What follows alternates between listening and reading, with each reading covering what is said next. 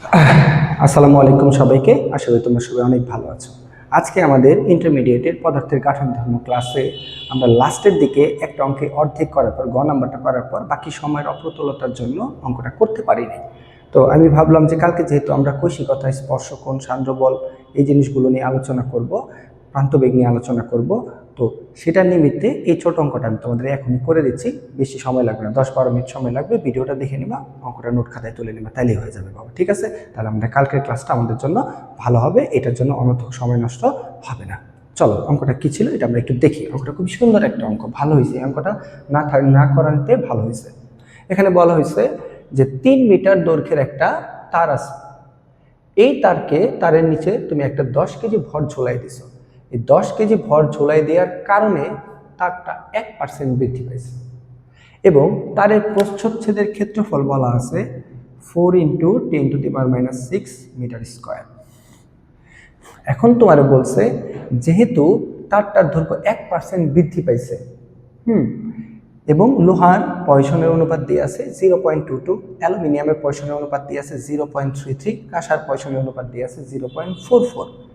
তো এই ডেটাগুলা ব্যবহার করে তোমাকে নির্ণয় করতে বলছে তারটি কিসের তৈরি।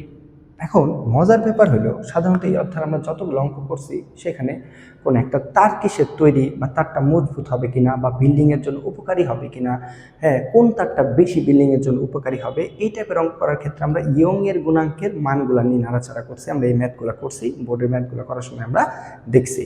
বাট এখানে ইন্টারেস্টিং জিনিস বলছে, এখানে এই টাইপের মান দিয়ে আমাদের পয়সনের অনুপাত দিয়ে আছে। তার মানে এই অঙ্কটা কি বলতেছে আমাদের? এই অঙ্কটা আমাদের বলতেছে যে তুমি অঙ্কটা করবা, কিন্তু কার মাধ্যমে করবা? পয়সনের অনুপাতের মাধ্যমে করবা। ওকে ফাইন, আমরা করব, কোনো সমস্যা নাই। তো আমি তো ক্লাসে তোমাদের পয়সনের অনুপাতের ডেরিভেশন দেখাইছি যে কিভাবে পয়সনের অনুপাত আমরা পাই। তো অনুপাতটা আমরা লিখতেছি, আমি ধরে নিলাম তোমরা জানো। তো আমরা জানি পয়সনের অনুপাত আমরা সিগমা দিয়ে প্রকাশ করি, সেটা হচ্ছে দৈর্ঘ্য বিকৃতি বাই আমাদের হচ্ছে পার্শ্ব বিকৃতি। দৈর্ঘ্য বিকৃতি বাই পার্শ্ব বিকৃতি, এটা আমরা জানতাম। তো আমরা দৈর্ঘ্য বিকৃতির ক্ষেত্রে আমরা কি শিখছিলাম বাবা?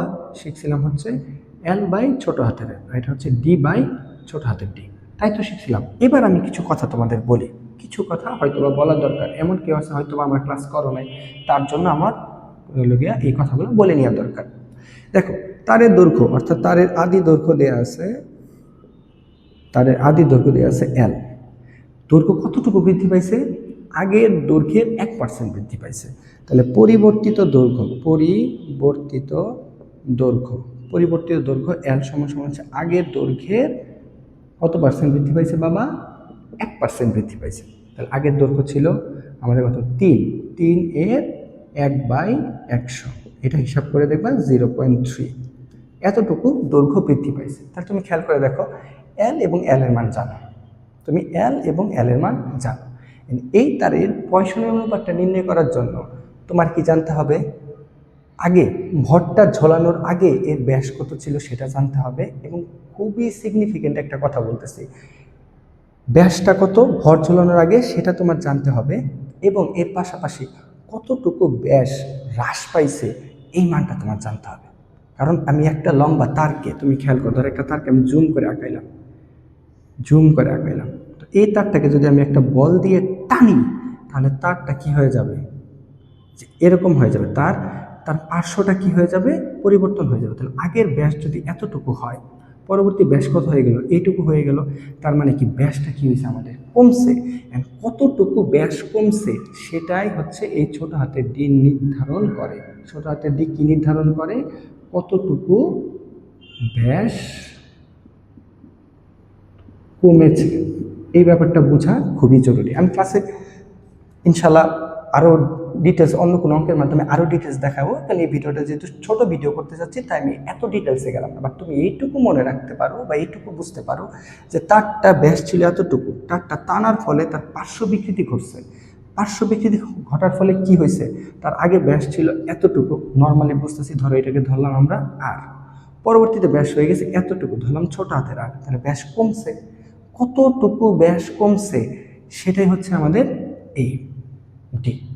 তাহলে বাবা কতটুকু ব্যাস বা কতটুকু ব্যাসার্ধ কমছে সেটাই আমরা কার মাধ্যমে প্রকাশ করি, ডি এর মাধ্যমে প্রকাশ করি। আশা করি তুমি এইটুকু বুঝতে পারছো। ওকে, ঠিক আছে, আমি এটুকু মুছে দিচ্ছি। এবার খেয়াল করে দেখো, এই সূত্রটাকে আমরা আরেকটু ছোট করার চেষ্টা করি। D by D into L উপরে চলে যাবে, এল নিচে আসবে, তাহলে সিগমা সমান সমান হচ্ছে ডিএল বাই ডিএল। এখন দেখো, আমরা কিন্তু বাবা জানি, আমরা কি জানি বাবা, কোন একটা ব্যাস হচ্ছে ব্যাসার্ধের দ্বিগুণ। তাহলে ধরো ছোট হাতের ডি যেহেতু, আমরা ছোট হাতের আর ধরলাম গুণন এল। কোন একটা ব্যাস হচ্ছে কোন একটা ব্যাসার্ধের দ্বিগুণ, এটাকে আমরা বড় হাতের এল ধরলাম, আর ধরলাম, তাহলে আসলো এল। ঠান্ডা মাথায় খেয়াল করো, এখানে দুই দুই তুমি কেটে দিলা, আর গুণন এল, আর গুণন এল। এখন এই দুইটা আর এর পরিচয় কি? প্রথম আর হচ্ছে ভর ঝুলানোর পূর্বে, ভর ঝুলানোর পূর্বে ব্যাসার্ধ কত ছিল, তার এর ব্যাসার্ধ কত ছিল এইটা। আর ছোট হাতের আর হচ্ছে কতটুকু ব্যাসার্ধ হ্রাস পাইছে, কতটুকু ব্যাসার্ধ হ্রাস পেয়েছে এইটা। এইটুকু যদি তুমি বাবা বুঝে যাও তাহলে অঙ্ক তোমার হয়ে গেছে। এইটুকু তুমি যদি ঠিকঠাক মতো বুঝো তাহলে তোমার অঙ্ক হয়ে গেছে। খেয়াল করো, তো প্রথমটা খুবই সহজ। দেখি আমরা ভর ঝুলানোর পূর্বে, দেখো ও আরেকটা কথা, তুমি এল এর মান জানো 3, ছোট হাতের এল এর মান জানো 0.03। তুমি এই আর এই আর বের করার পর যে মানটা আসবে সেই মানটা যদি লোহা, অ্যালুমিনিয়াম বা কাঁসার সমপর্যায়ের কিছু হয় তাহলে তোমার কি হয়েছে, অঙ্ক হয়ে গেছে। তাহলে আমরা খেয়াল করি, আমরা ভর ঝুলানোর পূর্বে, ভর ঝুলানোর পূর্বে, ভর ঝুলানোর পূর্বে আমরা ক্ষেত্রফল জানি। দেখো ক্ষেত্রফল জানি আমরা 4 × 10⁻⁶, 4 × 10⁻⁶ মিটার।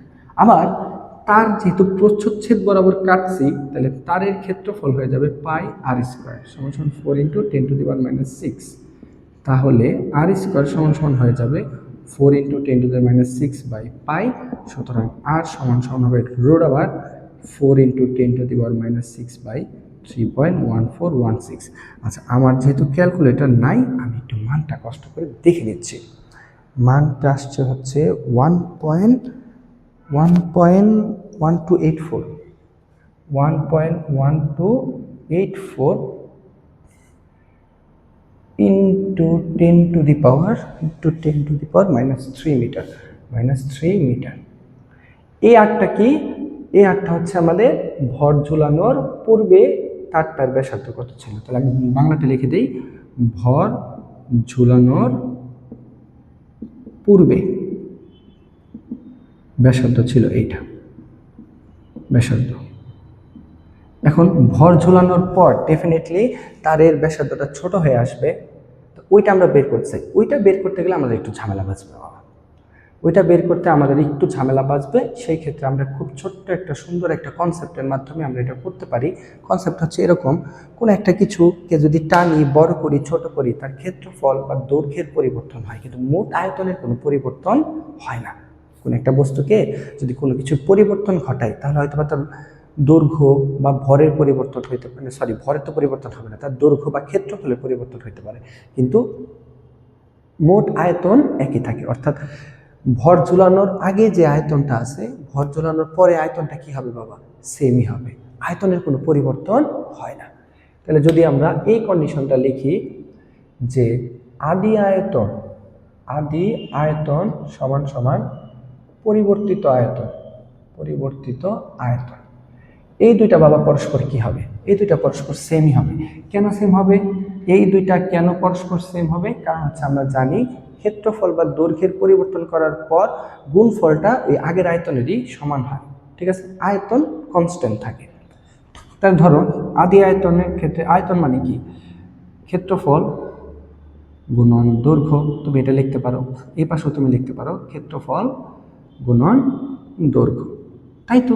তাহলে এখন তুমি খেয়াল করো, আদিতে ক্ষেত্রফল ছিল A1, ধরো এই যে আদিতে ক্ষেত্রফলটা ধরলাম আমি A1, আগে যখন ক্ষেত্রফল ছিল এটা ধরলাম A1 ভর ঝোলানোর আগে, আর দৈর্ঘ্য ধরো ছিল L1 ভর ঝোলানোর আগে। দৈর্ঘ্য L1 বড় হাতের L1 এই যে 3 মিটার আর ক্ষেত্রফল হচ্ছে 4 × 10⁻⁶। পরিবর্তিত হওয়ার পরে ক্ষেত্রফলটা পরিবর্তিত হয়ে গেল এবং দৈর্ঘ্য পরিবর্তন হয়ে গেল। মজার ব্যাপার কি জানো বাবা? মজার ব্যাপার হলো এই দুইটার গুণফল এবং এই দুইটার গুণফল পরস্পর কি হবে? সমান হবে, কারণ আয়তন সব সময় সমান হয়। ব্যাপারটা যদি আমি আরেকটু অন্যভাবে বুঝাইতে চাই, ধরো 2 × 3 যেমন হচ্ছে 6, আবার 6 × 1 সেটা কি আমাদের 6ই হয়। আসলে ফরমেশনটা এরকম করে থাকবে। আশা করি তুমি বুঝতে পারছো। এবার আসো, আমাদের লাগবে A2টা। আমাদের লাগবে কি বাবা? যে আয়তন যখন পরিবর্তন হয় তখন ক্ষেত্রফল কতটুকু হয়েছে। যদি আমরা পরিবর্তিত আয়তনের পরিবর্তিত ক্ষেত্রফলটা বের করতে পারি, তখনই তো সেখান থেকে আমরা এই ফরমেশনটা কাজে লাগায় কতটুকু ব্যাসার্ধ হয়ে গেছে, পরবর্তীতে কতটুকু ব্যাসার্ধ হয়েছে সেটা বের করতে পারবো। তাহলে তুমি ঠান্ডা মাথায় খেয়াল করো তো বাবা, A1 এর মান তুমি জানো 4 × 10⁻⁶, L1 এর মান তুমি জানো 3। এবার খেয়াল করো, এবার ঠান্ডা মাথায় খেয়াল করো, A2 তো তুমি জানো না, বাট তুমি L2 এর মান জানো। বলো তুমি কিভাবে জানো? আগে তোমার দৈর্ঘ্য ছিল 3 মিটার, এখন দৈর্ঘ্য কি হয়েছে? 0.03 মিটার বৃদ্ধি পাইছে। তাহলে পরিবর্তিত দৈর্ঘ্য কি? এইটুকু। আগে ছিল 3, বৃদ্ধি পাইছে এতটুকু, তাই পরিবর্তিত দৈর্ঘ্য এতটুকু। তাহলে দেখো খুবই আরামসে তুমি A2 মানটা বা পরিবর্তিত ক্ষেত্রফলের মানটা খুবই আরামসে বের করে ফেলতে পারতেছো। 4 × 10⁻⁶ × 3 + 0.03। ঠিক আছে বাবা? এখন দেখো এইটারে আমি ভাঙতে পারি। এটা ধরো আমি ধরলাম আর, এটা আর ড্যাশ ধরি, ধরো আর ড্যাশ, এই আর ড্যাশ, হ্যাঁ, আর ড্যাশ স্কোয়ার সমান সমান হচ্ছে 4 × 10⁻⁶ × 3, আর এইখানে হচ্ছে পাইটা নিচে চলে আসবে, পাই 3 + 0.03। এখন যদি আমরা শুধু আর ড্যাশটা বের করতে চাই, তাহলে চলে আসলো 4 × 10⁻⁶ × 3 পাই × 3 + 0.03। তো এইটা হচ্ছে আমাদের যখন ভর ঝুলাইলাম তখন ব্যাসার্ধটা হয়ে গেল এত। তাহলে এটাও আমি একটু দেখে নিচ্ছি, কারণ হচ্ছে যে আমার কাছে ক্যালকুলেটর নাই। 1.1227778 × 10⁻³ মিটার। এই দেখো তোমার কাজ হয়ে গেছে, তোমার কাজ বাবা হয়ে গেছে। কিভাবে হয়েছে? তোমাকে আমি ডি এর পরিচয়টা কি বলছিলাম? ডি এর পরিচয়টা বলছিলাম কতটুকু হ্রাস পাবে। তাহলে আগে ব্যাসার্ধ ছিল এত, পরে ব্যাসার্ধ হয়ে গেছে এত, তাহলে কতটুকু হ্রাস পাইছে? হ্রাস মানে কি? বিয়োগ করে, এত থেকে এত বিয়োগ করে দাও। তাহলে এই যে আমাদের কাঙ্ক্ষিত ডিটা আসতেছে কত? আর মাইনাস আর ড্যাশ। সুতরাং 1.1284 × 10⁻³ মাইনাস 1.1227778 × 10⁻³ মিটার। তাহলে এইটার মানও আমরা একটু কষ্ট করে দেখে নিই। 5.62222 × 10⁻⁻6 মিটার। এইবার দেখো খেলা হয়ে গেছে। এখন আমরা এইখানে মানটা বসাই দিই, সিগমা সমান সমান, আর এটা কোনটা? এই যে বের করলাম কতটুকু ব্যাসার্ধ কমছে। 5.622 × 10⁻⁶, আদি দৈর্ঘ্য ছিল 3, আর একদম ফার্স্টে আমাদের যে ব্যাসার্ধটা ছিল, এত ফার্স্ট ব্যাসার্ধ ভর ঝোলানোর আগে কোনটা? এটা 1.1284 × 10⁻³ গুণন কতটুকু বৃদ্ধি পাইছিল? এল এর মান কত ছিল? এল এর মান কত ছিল? 0.03। এইটার অনুপাত মোস্ট প্রবাবলি আসবে হচ্ছে 0.498। দেখো তো এটা কার সাথে মিলে? এটা এই যে এটার সাথে মিলে, তার মানে তারটি কিসের তৈরি? সুতরাং তারটি কার তৈরি বাবা? কাঁসার তৈরি। আশা করি অঙ্কটা তোমরা বুঝতে পারছো। যদি কোনো পয়েন্টে ঝামেলা মনে হয় স্ক্রিনশট দিয়ে রাখতে পারো, কোনো পয়েন্টে ঝামেলা মনে হয় তাহলে নিচে কমেন্টস করে আমাকে জানাবা। আসসালামু আলাইকুম।